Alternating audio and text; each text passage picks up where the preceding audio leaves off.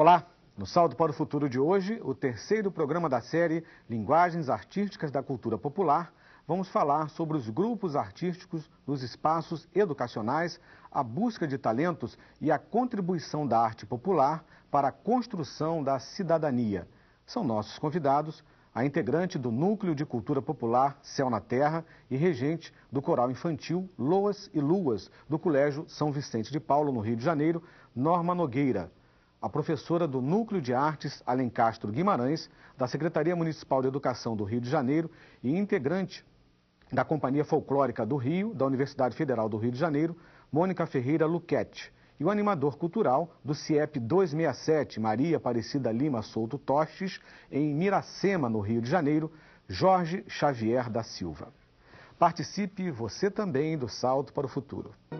O CIEP Samora Machel e o Colégio São Vicente de Paulo, ambos no Rio de Janeiro, incorporaram aos seus projetos político-pedagógicos oficinas e atividades que ajudam a conhecer e a reinterpretar o folclore e a cultura popular brasileira. Vamos conhecer os projetos.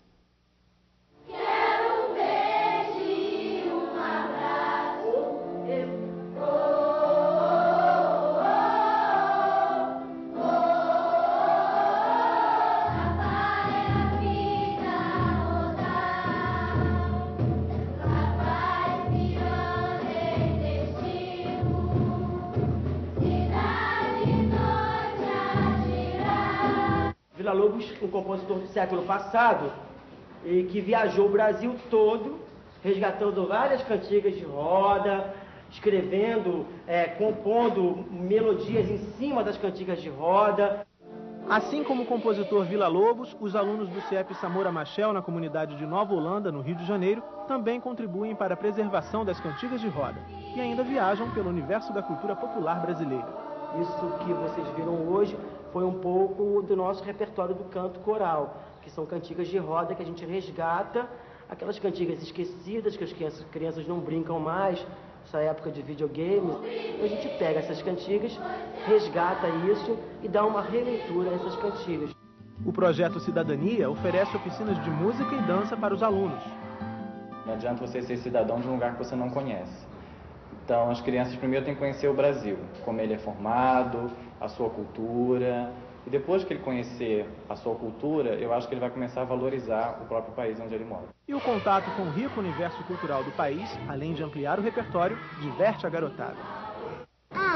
Qualquer música, funk, forró, baile, músicas engraçadas. Porque a gente tá sempre com os amigos,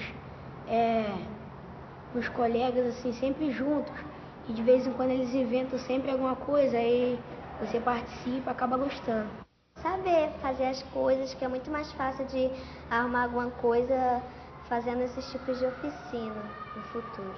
No Colégio São Vicente de Paulo, o coral Loas e Luas ensaia o musical As Pastorinhas.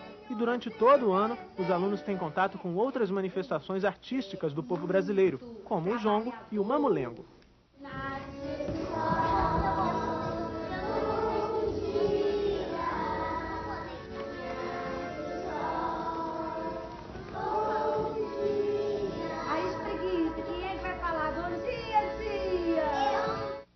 Os alunos ainda construíram um espetáculo que conta como foi o nascimento do menino Jesus.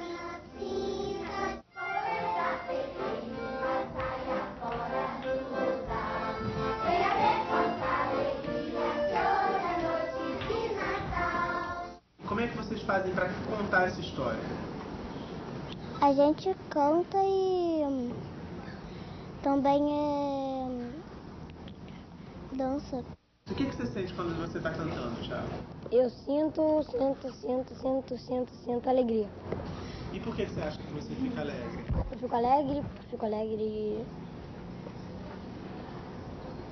porque eu gosto de cantar.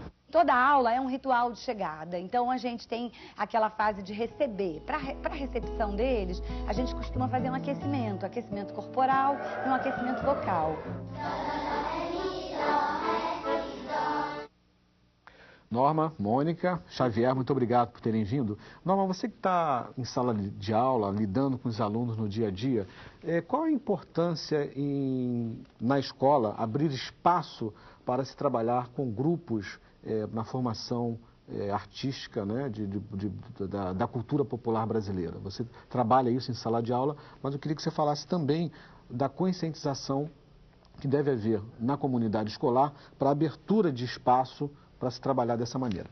Tá, primeiro eu gostaria de agradecer a minha participação aqui no programa e queria dar boa noite aos cursistas da TV Escola, tá? Aí vou contar um pouquinho da ideia no São Vicente, que eu trabalho há 11 anos, de criar o grupo artístico dentro do espaço escolar, né? E vários outros trabalhos em que se permite que dentro de uma escola crie espaços para as crianças fazerem as suas produções artísticas, um espaço de canto, de dança, de teatralização, para que eles experimentem esse sentimento de troca e de criar mesmo os seus próprios espetáculos. Isso é muito importante. E eles escolhem para participar, é livre e, na verdade, eles são a ideia do espaço assim, a busca mesmo de construção de instrumentos, de histórias, de assuntos em que eles mesmos entre si resolvem fazer as brincadeiras com muita alegria. E eles se sentem pertencendo de um grupo diferente, eles têm a possibilidade de sair do espaço da escola para se apresentar na cidade, nos bairros vizinhos. Enfim, é uma alegria muito grande para essas crianças. Mônica, e você? Você tem uma presença hoje profissional ligada à cultura popular, mas como aconteceu esse envolvimento? Isso foi por acaso? Não, eu acredito que isso faz parte da minha história enquanto pessoa e que foi se desencadeando até a questão da minha profissão. Bom, na universidade eu despertei para essa construção, porque eu tive a possibilidade de trabalhar com a cultura popular através das aulas de danças populares ministradas pela professora Leonora Gabriel. E nessas aulas, a gente era tocado a buscar a nossa história. E nesse movimento de buscar a minha história, eu fui vendo que, desde que eu comecei o meu ingresso na escola, no jardim de infância, eu fui trabalhada, despertada para essa cultura. Quando eu estava no jardim, a professora Sônia trabalhou comigo o coco, trabalhou comigo as cirandas. E eu fui crescendo e fui vendo esse meu interesse, aí eu tenho descendência portuguesa e fui buscar dentro de um grupo que chama Grupo Irmãos Pepinos, no bairro onde eu moro, que eles trabalham com a cultura popular portuguesa. E fiz parte desse grupo durante 3 anos. E quando eu cheguei na universidade, a primeira possibilidade que eu tive de buscar esse conhecimento, eu me entreguei de corpo e alma. E aí, essa construção foi sendo desperta e eu fui buscar no meu envolvimento profissional essa linguagem popular. Hoje eu faço parte como já foi dito aqui, eu faço parte de um grupo de danças populares e também leciono no Núcleo de Artes do município, dando uma oficina que se chama Ritmos Brasileiros. É isso, as coisas não acontecem por acaso, né, Mônica? Xavier, nos 2 primeiros programas dessa série, nós tivemos a oportunidade de conhecer, né, a importância do trabalho que vem sendo realizado por você e outros companheiros no CIEP 267, em Miracema. O que eu gostaria que você comentasse é como vocês estão desenvolvendo esse trabalho que tem como base a escola, né? Tudo acontece dentro da escola, ou seja, a escola se tornou em Miracema um núcleo importante de reintegração, né? De busca de manifestações que estavam perdidas, né? Boa noite, professores. Boa noite aos cursistas da TV Escola. Realmente a gente tem feito esse trabalho lá na nossa comunidade e assim, a gente tem... O primeiro passo é buscar o projeto político-pedagógico, né? É saber discutir esse projeto com os professores, né? Com os interessados da escola, né? E aí sim a gente partir daí a gente começa a desenvolver com os alunos, né? Mas o importante mesmo que a gente tem lá é o projeto político-pedagógico. Nada é feito, né, sem o conhecimento dos outros profissionais, né, da direção da escola, dos orientadores e principalmente dos alunos, né? Você não elabora um projeto, não escreve e vou fazer assim, não. Você leva para os alunos, você informa para eles o que vai ser feito, busca o interesse de cada aluno. Esse que é o trabalho. Por isso tem dado muito certo o nosso trabalho lá, né? Porque a gente busca o interesse nos alunos, né? E principalmente na comunidade, uma comunidade forte, uma comunidade onde tem essas manifestações no dia a dia. Isso para a gente também se torna muito importante, muito mesmo. A participação é da Ciseni de Goiás. Olá, Ciseni. Olá, boa noite. Falo da TV Escola de Anápolis, Goiás. Os jovens têm vergonha de demonstrar a sua cultura e a escola reforça isso. O que fazer para resgatar a cultura nos jovens e despertar neles e na escola que a cultura é nossa identidade? Boa noite e obrigada. Muito obrigado a você, Ciseni. Norma, talvez a resposta esteja na situação em que acabamos de ver no vídeo, né? Você trabalha com crianças, é daí que se deve começar, né? Com certeza. E também a escola, eu faço grandes projetos na minha escola. Eu sou tão apaixonada com cultura popular e associado a esse trabalho, eu venho desenvolvendo um grupo artístico meu, que é o Céu na Terra, em que a gente acompanha todas as festividades do calendário do ano, dançando, pesquisando, viajando. Então eu fico muito fortalecida com esse meu coletivo e eu costumo criar projetos em que eu levo na escola. Eu convido, por exemplo, no Rio de Janeiro tem o Jongo da Serrinha, eles já foram na minha escola e a preparação disso, a vinda deles é muito trabalhada em todas as outras atividades também, com a biblioteca, com a parte de... Tem uma interdisciplinaridade bem interessante o colégio e levo também... A Companhia Folclórica já foi no colégio, todo ano a gente tem um merecimento de trazer, olha, o Boi Pintadinho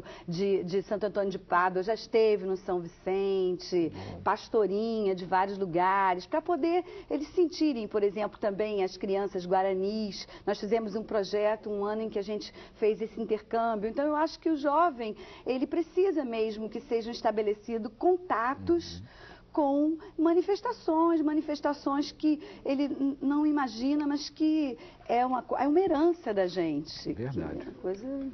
A pergunta agora é da Maria José, do Maranhão. Olá, Maria José. Olá, boa noite.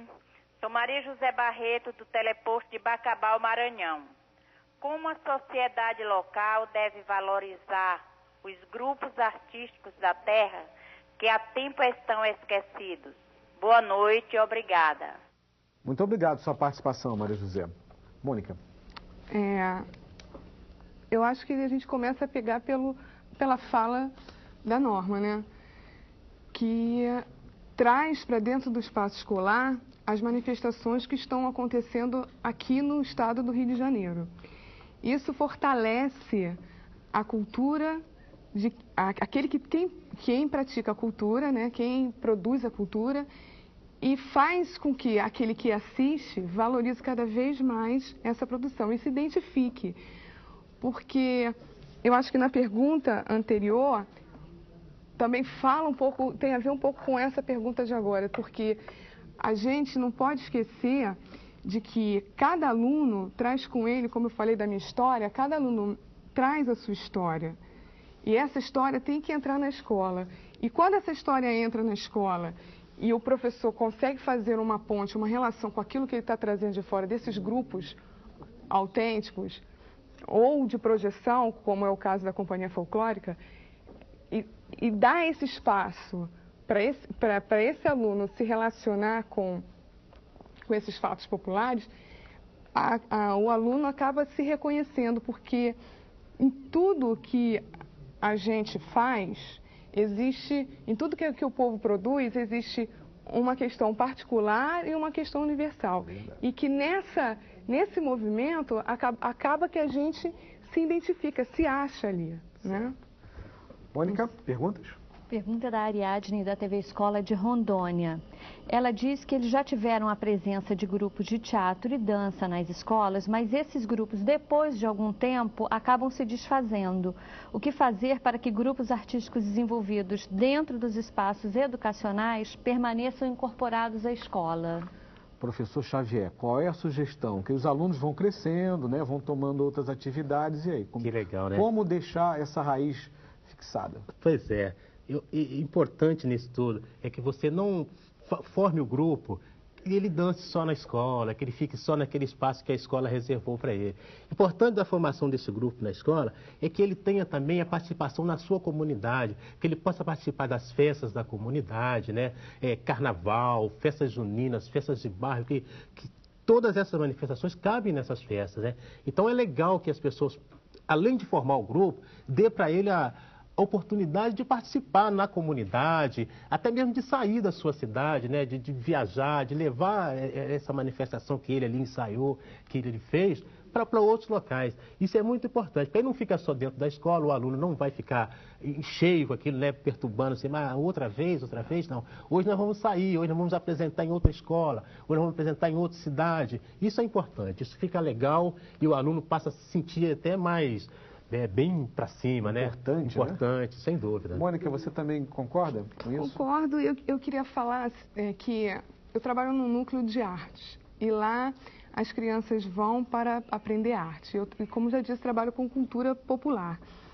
Mas a gente não trabalha com a reprodução fiel, a gente trabalha com recriação, né? E nesse movimento de recriar, o aluno vai se sentindo produtor também de cultura. E essa forma de sair da escola, que o Xavier acabou de falar, essa possibilidade do aluno mostrar o seu trabalho, realmente fortifica esse envolvimento, grupo, né? Esse grupo. Agora, existe eu acho que existe um problema também, porque os alunos vão crescendo. Isso. E eles vão tendo que procurar outros espaços, outros interesses. Isso é uma vertente. E outra é que, às vezes, esses grupos precisam de incentivo do Estado também. Quando ele se forma, quando ele fica forte, maduro, ele precisa ter um incentivo, porque a gente estimula as crianças, estimula os adolescentes, e aí essas pessoas ficam estimuladas e vão para onde? Aonde a gente vai colocar esse grupo tão... rico, né? e produtor de cultura. Onde a gente vai colocar essas pessoas? Então, acho que... É um problema, né? É um problema e acho que as autoridades, assim, o Estado, os municípios, têm que pegar e têm que se responsabilizar. Encontrar uma resposta para isso. Porque motiva a gente a fazer esse trabalho e depois isso se perde. Perfeito. A participação agora é da Iraci, de Goiás. Olá, Iraci. Boa noite, mãe. Sou a professora Iraci do Teleposto de Iporá, Goiás. Nossa pergunta é: qual a melhor forma de sensibilização para desenvolver projeto na escola que tenha como objetivo resgatar a cultura de nossa comunidade e de nossa gente? Obrigado e boa noite. Muito obrigado por sua participação, Iraci. Norma. Eu quero até contar, é uma experiência que eu tive com a Folia de Reis, que nós somos muito amigos, a Folia de Reis da Mangueira, a gente fez um contato muito forte no nosso colégio. Então, a folia foi e as crianças que tocam folia do bairro e o mestre, ele teve a oportunidade de estar no nosso espaço e a gente também saiu para vê-los no espaço deles. Então, logo de cara, assim, as crianças começaram a perceber o quanto era importante pertencer àquela folia, porque era muito bom ter uma bandeira da Folia de Reis, a importância daquela bandeira. Então, essa bandeira nós tivemos possibilidade de fazer a nossa e na sala de aula. Então, nós, com todo o material que a gente trazia de casa, material criança, a gente mesmo tem as nossas pedrinhas de estimação, os nossos amuletos, aí todos levamos, aí aquela bandeira bandeira foi aquele grupo, pertenceu àquele grupo, aí nós botamos o nome daquela folia, e foi a nossa, era a folia do meio-dia, porque ela ia se apresentar numa festa do colégio. Então é todo um cuidado do que significa aquilo na comunidade e por que aquilo vai ter importância para a gente ali. Ele não está caindo de paraquedas, ele vai chegar ali com a gente e a gente vai ter confiança de que, como é bom, a gente está num grupo, então a gente tem uma bandeira, a gente vai criar a nossa fantasia, não vai ser igual à fantasia da Mangueira, o nosso palhaço, que palhaço é esse, por que existia palhaço, de onde veio essa história. Então todas as crianças, elas adoram escutar história, e adolescentes e adultos, você contando um caso mesmo para o seu grupo, que você já tenha vivido e que eles também, enfim, é importante haver esse tipo de bate-papo, né? de troca de informação. A participação agora é da Josefina, do Amapá. Olá, Josefina. Boa noite, eu sou a professora Josefina Almeida, da Escola Estadual Marechal Castelo Branco, o teleposto do mesmo nome, Castelo Branco, em Macapá, no Amapá. Bom, sabemos que são muitos os projetos para resgatar a cultura popular do nosso país, mas ainda há muito a se fazer. E o que fazermos para que alcancemos este propósito? Boa noite, obrigada. Muito obrigado, Josefina. Volte sempre aqui ao Salto para o Futuro. Xavier, vocês iniciaram esse projeto no CIEP 267 em Miracema, de resgate e de redescoberta, né, dessas informações culturais. Não é de há muito tempo, não, né? É recente, Isso, né? muito recente. Como é que foi o primeiro passo?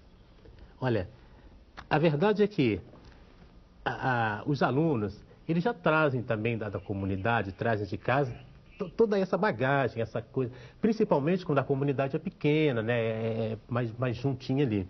E a gente traz como passo importante, antes de trazer os alunos à manifestação, é trazer o mestre, levar para a escola o mestre, levar para a escola a parteira, né? As pessoas que são envolvidas com a cultura popular, e não só apresentar para eles, esse aqui é o senhor fulano de tal da folia. Não, é contar a história desse senhor para essas crianças, né?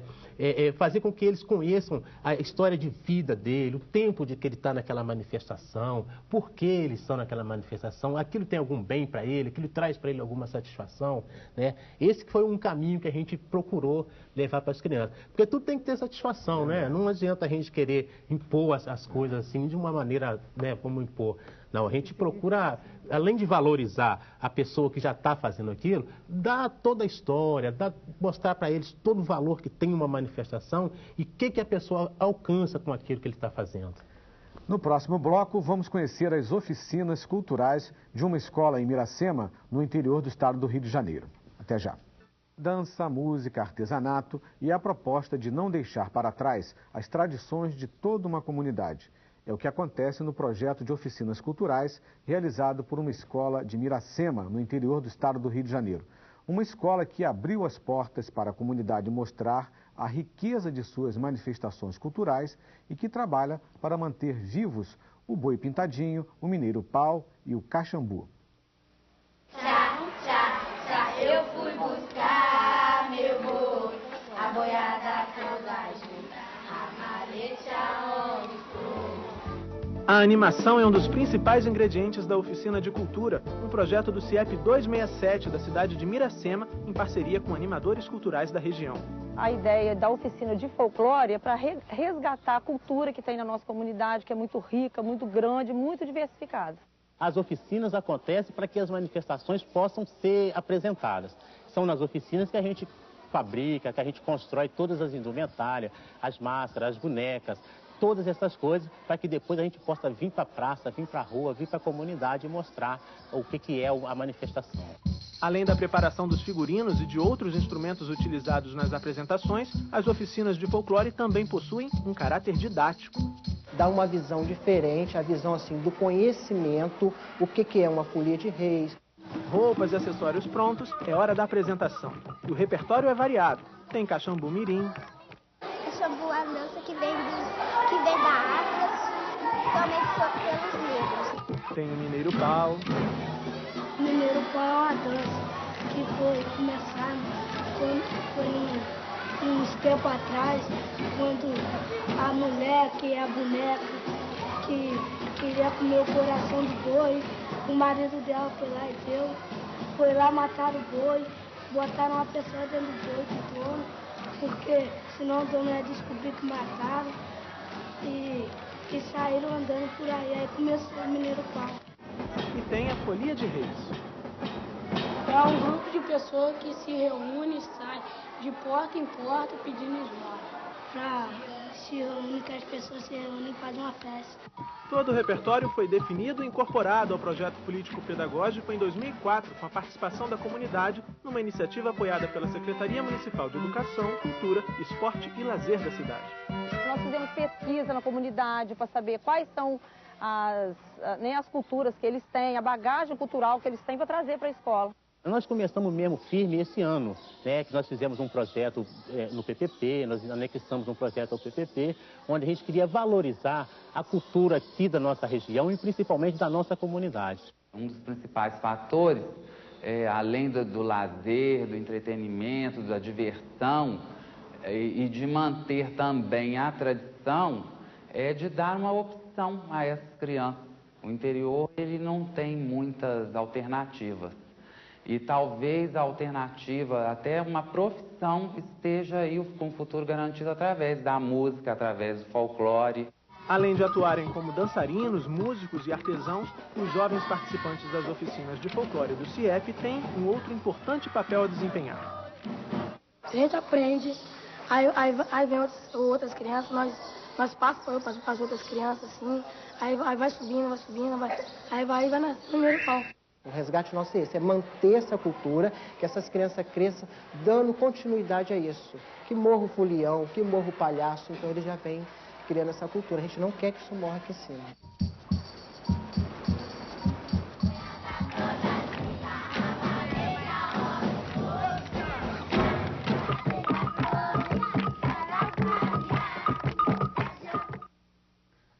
Xavier, nós vimos que os alunos Nathalie, Diego e João souberam interpretar muito bem, né, definir bem o significado de cada dança, né, do folclore que vocês desenvolvem em Miracema. Esse é um resultado prático do trabalho que vocês estão desenvolvendo? Sem dúvida, porque você não pode levar para o aluno, dance aí, o que é que você está dançando? Legal você levar para ele a história daquela manifestação, né? Não um resgate, a gente não vai chamar isso de resgate, né? Mas ele tem que saber a história, ele tem que saber de onde vem tudo aquilo que ele está fazendo, o que significa uma figura dentro daquela manifestação. Ali o aluno falou do boi, né? Falou da boneca, que significa a vida. Então a gente acha muito importante não só colocá-los para dançar, para cantar, mas sim aprender a história da cultura popular brasileira, que é muito rica, muito interessante e que além de ensinar para eles as danças, as coisas, também dá uma abertura grande para o português, para a matemática e para outras matérias que eles estão aprendendo na escola. Mônica, você tem outras perguntas? Eu tenho uma pergunta para a Norma, do professor Cláudio Rocha, do Sesc Casa Amarela. Ele diz que você há pouco falou que as datas comemorativas são trabalhadas pelo grupo que você mantém na escola. Ele quer saber se esse trabalho é paralelo ao currículo escolar ou se as aulas semanais também são usadas para esse fim. Vou falar para o Cláudio Rocha, né? Olha, o trabalho relativo ao Céu na Terra, que eu estava falando, o Céu na Terra é um grupo particular, é um grupo meu de música, de canto, de dança, em que a gente trabalha o ano todo. A gente faz bloco de carnaval, até no bairro de Santa Teresa, a gente faz a folia de Natal da gente. É um trabalho artístico do grupo Céu na Terra. E, eventualmente, a gente vai à minha escola, que é o São Vicente de Paulo. Agora, no São Vicente, esse grupo artístico do coral, que é o Coral Loas e Luas, no qual as crianças, elas todo início de ano, elas recebem uma fichinha de inscrição, aí elas desenham um retrato, elas falam de onde elas são, onde elas nasceram, o que elas gostam. Então, elas entram para o grupo que chama Loas e Luas, do São Vicente. Esse grupo, sim, eu estimulo também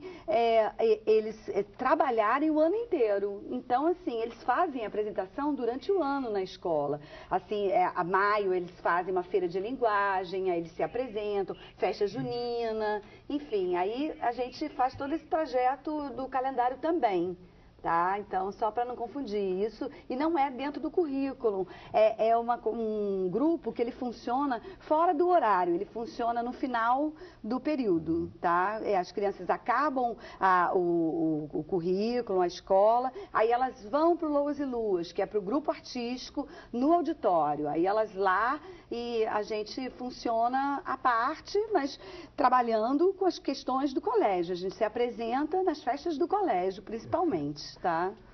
Vamos ouvir agora a pergunta da Micaela, do Rio de Janeiro.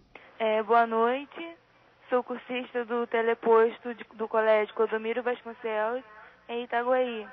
Gostaríamos de saber como trabalhar em nossas escolas que possuem poucos recursos e com turmas com um grande número de alunos. Ok, Micaela, muito obrigado por sua pergunta, muito importante. Mônica, é um tema a ser trabalhado, né? A falta de recursos, né, a quantidade de alunos em sala de aula, é preciso ter criatividade. Muita. É preciso ser um professor pesquisador para estar trabalhando com todas essas dificuldades existentes nas escolas. A gente sabe que não é fácil para ninguém, mas a gente sabe que também quando o profissional tem envolvimento com aquilo que ele faz, ele realiza. Pode não ser daquela forma esperada por ele, mas ele começa um trabalho. Então, assim, as dificuldades não devem ser impedimentos para você. Você é capaz, você é um profissional, você é um pesquisador. E as pessoas, os grupos, estão aí para te ajudar. A minha companhia sempre recebe pessoas para estar ajudando nas pesquisas. Eu tenho certeza que a Norma também, com o grupo dela, também está aberta. O Xavier. Existem tantos espaços no Rio de Janeiro para você contactar. Então, bom, né? Não se desespere. Que bom. Vamos ouvir agora a participação da Joselita, do Amapá. Boa noite a todos os especialistas da mesa. Nós estamos falando do teleposto do SESC Amapá. E a pergunta de hoje ela veio direcionada da cursista Márcia Eliane. Ela afirma o seguinte: geralmente são crianças de classes populares que participam de grupos pouco culturais. Então, nós gostaríamos de saber como incentivar ou trazer as crianças de classes mais elevadas para participarem desses grupos também. Muito obrigada, tenha uma boa noite. Muito obrigado a você, Joselita. Xavier, que sugestões você poderia trazer para a Joselita para possibilitar também a participação? Eu creio que outras crianças, né, também têm interesse em participar desse tipo de manifestação. Né? Tem mesmo, Joselita. Eu vou te dar um exemplo lá da minha cidade, é que o carnaval da minha cidade tem um espaço reservado para as manifestações populares. São os grupos formados lá no município e nesses grupos desfilam milhares de crianças, muitas crianças e de todas as classes. Porque uma vendo a outra, ela está ali observando, né, passa a observar as pessoas ali se manifestando, acabam entrando também para o grupo, né? Então, Miracema tem essa situação assim, o carnaval traz essas pessoas, mostra para essas pessoas o valor dessas manifestações e dessas pessoas que você diz que é da cultura popular né? E acho que todo mundo é da cultura popular, né? Ah. Basta que a gente tenha a informação correta, né? Tenha aquele veículo que mostra para você o que é aquela manifestação e que dê a oportunidade para você participar. Eu acho que falta a oportunidade, convidar as pessoas, mostrar para elas o que é. Isso é o que falta muito nas pessoas. Ninguém é contra a manifestação, de jeito nenhum. Eu tenho certeza disso. Um pouco mais de informação para essa pessoa que não participa, buscar para ela um interesse para ela... Para que ela conheça mais essa manifestação é importante. Tá certo. Obrigado, Xavier. De nada. Mônica? A orientadora de aprendizagem Dercilene, do Rio de Janeiro, toma como referência um trechinho do boletim que diz: com outro olhar, com um olhar de vocação multicultural, compreendemos que as culturas humanas são diferentes, mas nunca desiguais. Sendo assim, como o professor deverá ponderar questões resultantes de produtos que envolvam criação artística e situações violentas, como alguns jogos eletrônicos e desenhos animados? Interessante. Norma, você é autora do texto desse boletim, lida com crianças que estão envolvidas hoje pela mídia, pela televisão, tem muita informação sobre questões de violência. Essa é um pouco do que coloca, né, a Decilene na pergunta dela. Decilene, a minha maneira de trabalhar é logo colocar a criança com a mão na massa mesmo. Por exemplo, uma coisa muito interessante eles levam latas agora nesse início de ano, né, que eles se inscrevem para participar da oficina, para pertencerem do grupo, esse grupo artístico. Eles levam latas, eu também convido artesãos que eu trabalho, que eu gosto, para participar do projeto. Eu tenho essa facilidade de poder contar também com algumas pessoas da comunidade. A escola me apoia no sentido de trazer essas pessoas. Então, eles se sentem assim, por exemplo, tocar, percussão, ritmos, é uma coisa que extravasa uma atenção, um sentimento, e também eles se sentem, quer dizer, aqui o samba, todas essas coisas deles estarem batendo mesmo no surdo, no repique, enfim, a gente montar essa parte sonora, instrumental, isso foi uma coisa muito boa. Eles realmente começaram a correr para chegar, para estar fazendo isso, e passou a ser, vamos dizer, de noite, ficar sonhando como é que vai melhorar aquele pandeiro, como é que eles vão fazer surgir o barulho daquele barro que eles mexeram, e é um apito que não está... Enfim, ocupá-los de uma maneira assim, consciente do produto, da arte que eles estão desenvolvendo, de uma coisa que vamos dizer, autoral da criança, sabe? Então, acho que buscar isso é muito importante.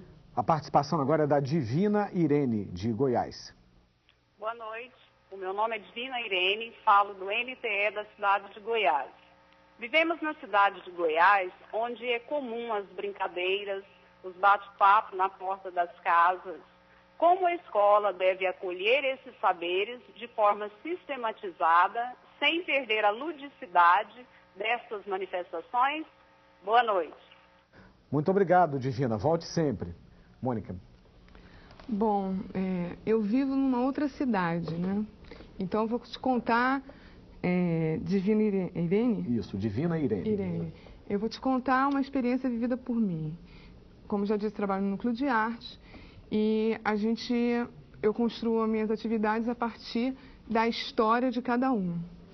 E quando essas histórias chegam a mim, eu daí seleciono algum conceito, algum estudo a se fazer da cultura popular com esses alunos. E um ano eu escolhi estudar a cultura negra. E quando coloquei essa história, esse conteúdo para os meus alunos, essa necessidade de trabalhar a cultura negra, porque eram de maioria negros lá na turma, eles vieram para mim e me pediram para estudar o Michael Jackson. Daí eu tomei um susto, mas peguei esse desejo como estratégia e a gente começou a desenvolver um trabalho da movimentação, eu trabalho com dança, da movimentação dessa dança, do ritmo, da história desse personagem da cultura mundial. E a gente foi, a partir daí, identificando o nosso grupo. E depois do nosso grupo, identificando a nossa cultura. E quem era o negro? E esse trabalho resultou, essa pesquisa resultou numa coreografia que teve para eles uma importância fundamental, que rediscutiu a sua significação, ressignificou a cultura negra para ele e identificou que esses alunos que até hoje eles estão estimulados a buscar o conhecimento da cultura negra. E esse ano que passou, a gente teve no Rio de Janeiro um encontro de jongueiros, eles tiveram a necessidade de estarem presentes nesse encontro para conhecer essa cultura. Que bom. Mônica? O professor Jorge Xavier Silva, do Teleposto SESC Casa Amarela, ele quer saber como pode elaborar um projeto de preservação de cantigas de roda. Perfeito. Xavier, você poderia trazer algumas sugestões ou a Norma se sentiria melhor? A Norma? Norma, fala para mim. Então tá. Vamos lá, Norma, vamos com você. Eu sou musicista, trabalho com música há muitos anos, regendo corais e tal. O projeto de preservação das cantigas de roda, né? E foi que... Qual é? Jorge. Oi, Jorge. Olha, as cantigas de roda, acho que é importante incentivar os brinquedos cantados, né? Todas essas... eu brinco muito com as crianças, aproveito, eu aprendo com eles as parlendas. Você também deve aprender isso, que pelos recreios eles ficam dom, dom, baby, dom, baracum, baby. Enfim, todas essas brincadeiras de coordenação que eles fazem melhor do que a gente. Enfim, e eu acho que... eu pego um pouco por aí, sabe, de tipo escravos de Jó, aí fazer com as latas e tirando uma lata. E esse projeto de brinquedos cantados, eu acho que ele tem que ser vivido dia a dia na escola, ter um espaço mesmo para isso. Por exemplo, incentivar um projeto de brinquedos. Então, todo mundo da escola, se possível, fazer assim, colecionar, juntar aqueles brinquedos, passar por entrevista, cada um dizer ir para casa, para trazer de casa, perguntar qual é o brinquedo da mãe, da avó, enfim, fazer disso também uma questão importante, né, de quem consegue descobrir mais brinquedos cantados e quais são os mais divertidos, né, porque geralmente, por exemplo, em vários estados do Brasil, você chega no Maranhão, a coisa mais deliciosa do mundo é dançar o cacuriá, por exemplo. Então, eles terem conhecimento também do cacuriá, que é um brinquedo de roda, de todas essas coisas que acontecem, como tem na Bahia o samba de roda, como tem no Mineiro Pau, né? Em Miracema, né? Você podia até falar sobre isso, que já é uma roda e já está resgatando os brinquedos, porque eu acho que brinquedo cantado, você abre os livros, temos os brinquedos do guia prático, todos aqueles recolhimentos do Vila Lobos, né? Então, tem grupos maravilhosos que gravaram CDs, eu até mandei uma discografia com várias maneiras de abordar e descrever os arranjos. Mas acho muito interessante que esses arranjos sejam criados pelo grupo para terem também outro tipo de sons do vento, o trenzinho caipira, que exista um trem e que todo mundo caia na brincadeira. Realmente é para brincar, não é para elaborar muito um projeto. Senão fica muito chato. Senão fica chato, né? Eu acho que... Mônica? E aí, dando continuidade, a pergunta do professor Jorge, ele quer saber então como que com baixo custo ele pode confeccionar instrumentos musicais para desenvolver a cultura popular em comunidades carentes. Mônica, o Jorge também, né, está lidando com isso no dia a dia, né? Além da criatividade, nós vimos que em Miracema os alunos estão participando ativamente da elaboração nas oficinas, né? Legal que você ter uma pessoa que conheça também, é importante você ter conhecimento para poder você passar isso para as crianças, né? Agora, os materiais alternativos são muitos, né? Hoje a gente tem a reciclagem, hoje como visão aí do mundo inteiro, né? Qualquer latinha, qualquer copo, você consegue tirar som, consegue fazer um instrumento. Legal que você tenha um pouco de conhecimento de música, né? É importante quando você vai construir um instrumento, que você tenha um pouquinho de conhecimento de música para a afinação desses instrumentos, né? E até mesmo para o próprio som que ele vai fazer. Construir tambor, construir chocalhos, né? Isso tudo é muito fácil. E esses instrumentos fazem grandes efeitos, não é mesmo? Um tamborzinho com papel, né, aquele papel de cimento, quando você coloca ele, amarrou bem amarradinho, bota uma água nele por cima e põe no sol para secar. Você levar 15 minutos e está sequinho, ele está esticadinho. Você dá um pam, pam, pam e ele fica maravilhoso. E as crianças gostam demais dessas coisas. Eu, principalmente, eu trabalho numa comunidade muito carente, né? As crianças não têm Barbie, não têm controle remoto. Então, o que a gente consegue fazer com eles, eles ficam satisfeitíssimos, né? Tanto nos instrumentos, até os brinquedinhos de roda, né? de pneus, os carrinhos, né? Isso é muito legal, né? Então não é difícil você construir hoje esses instrumentos, principalmente com essa reciclagem, hoje nessa fala de reciclagem que está muito, no Brasil principalmente, está grande, está amplo, né? É importante isso. Você ter um conhecimento musical é legal para poder você saber afinar o seu instrumento, saber o que você quer e principalmente deixar que as crianças ponham a mão na massa. Ótimo, né? Isso aqui é legal. Mônica? A orientadora de aprendizagem Gisele, do teleposto de Angra dos Reis, diz que sabemos que é imprescindível que nos mostra a afirmação do boletim que diz acordar e refletir a cultura popular como estratégia de ensino desde a infância é urgente e se faz necessário. Difícil saber quem somos se não aprendemos na escola o valor cultural e artístico da nossa formação enquanto brasileiros. Entretanto, ainda temos muitos colegas professores de educação artística que fazem seu trabalho voltado para desenhos, pinturas, colagens, etc. Para muitos não fazem sentido. Pensamos ser isso uma das grandes causas de vermos as aulas de educação artística serem tão desprezadas pelos colegas de outras disciplinas e por muitos alunos. Ela quer saber o que vocês acham e como é possível reverter essa situação. Mônica. Bom, eu não sou exatamente uma professora de educação artística. Eu sou professora de educação física, mas trabalho com essa linguagem devido à minha experiência na companhia, né? Bom, como transformar um professor que é distante da sua cultura? Eu sinceramente não sei. Mas eu acho que a gente, profissional, merece um trabalho de reciclagem o tempo inteiro.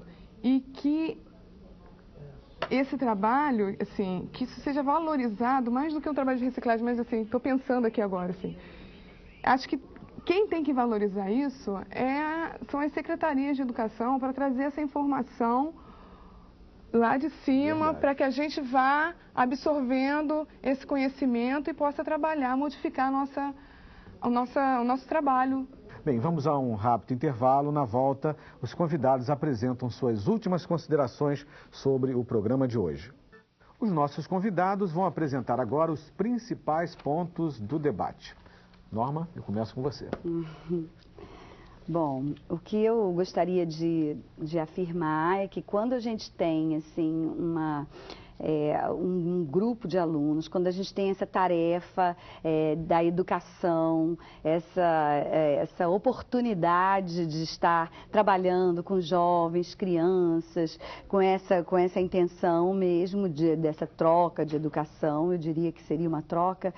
O mais importante é realmente educação é detalhe, você tem que conhecer cada aluno, tem que ter esse espaço. As coisas não podem ser, assim, muito rápidas. Eu sei que as turmas são muito grandes, eu sei que o professor, sabe, acaba tendo que ser um herói no meio de tanta exigência, de tanto relatório que ele tem que fazer, de tantas coisas dentro de um espaço escolar.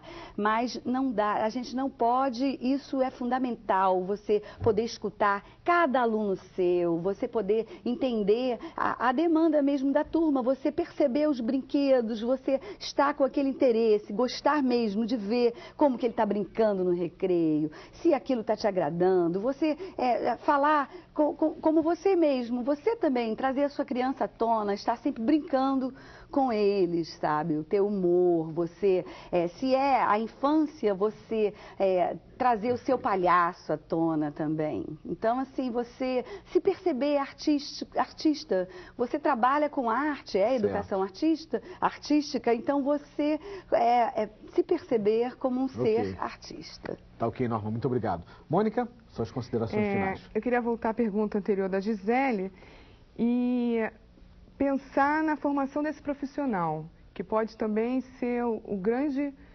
ganho para que a gente traga esse valor cultural artístico para dentro da escola e para a formação desses brasileiros. Agora, eu queria também trazer a importância que eu acho que tem do profissional com as dificuldades de trabalho dentro da escola, que são as trocas. Eu acho que eu só sou o profissional que sou hoje porque eu tenho abertura para trocar com o outro. E o outro é o meu aluno, o outro é o profissional que está do meu lado, o outro é a família, o outro é a rua, é a televisão. Quando eu dialogo com todos esses aspectos da vida social de hoje em dia, eu consigo buscar estratégias para motivar e sensibilizar o meu aluno a aprender um pouco mais do que é ser brasileiro. Perfeito. Obrigado, Mônica. Xavier, suas considerações finais. Pois é. Professor, a inspiração só não adianta. Às vezes a gente fica inspirado, mas a gente às vezes nem consegue tudo que a gente quer. É legal, é importante que se vá à luta, que se pesquise, que estude, né? Que a gente possa buscar as informações nos livros, né? Existem grandes profissionais que escreveram sobre a cultura popular brasileira muito bem. Então isso está tudo documentado, a gente não pode querer tirar sozinho aquelas informações. E a gente tem que procurar essas informações nos livros e principalmente nas pessoas da sua comunidade, as pessoas que estão próximas de você, que conhecem muito mais do que a gente, né? Essas manifestações, e pode, sem dúvida, nos orientar para que o nosso trabalho cresça. É assim que eu faço, é assim que eu vejo muitas pessoas fazendo e tenho certeza, dá certo. É só a gente ter coragem para sair na busca dessas informações. A gente não pode ficar inspiração, porque às vezes a inspiração não vem. Você hoje se sente um profissional melhor? Sem dúvida. O tempo faz com que a gente se sinta, né, cada vez mais cheio de informações, né? A gente sempre, quando você tem vontade de buscar essas informações, quando você quer conhecer o seu trabalho, quer fazer o melhor, você vai longe. E é isso, seu autoestima, o que você sente é diferente do que você sentia no início do seu trabalho. Pode ter certeza disso. Obrigado, Xavier. De nada. Bem, o Salto para o Futuro de hoje chegou ao final. Quero agradecer as presenças da Norma Nogueira, integrante do Núcleo Céu na Terra, da Mônica Ferreira Luquete, professora do Núcleo de Artes Alencastro Guimarães, da Secretaria Municipal de Educação do Rio de Janeiro e integrante da Companhia Folclórica do Rio, da Universidade Federal do Rio de Janeiro, e do Jorge Xavier da Silva, animador cultural do CIEP 267, Maria Aparecida Lima Souto Tostes, em Miracema, do Rio de Janeiro. No próximo programa, o Salto apresenta mestres populares e os trabalhos sociais dentro das escolas em comunidades. Até lá.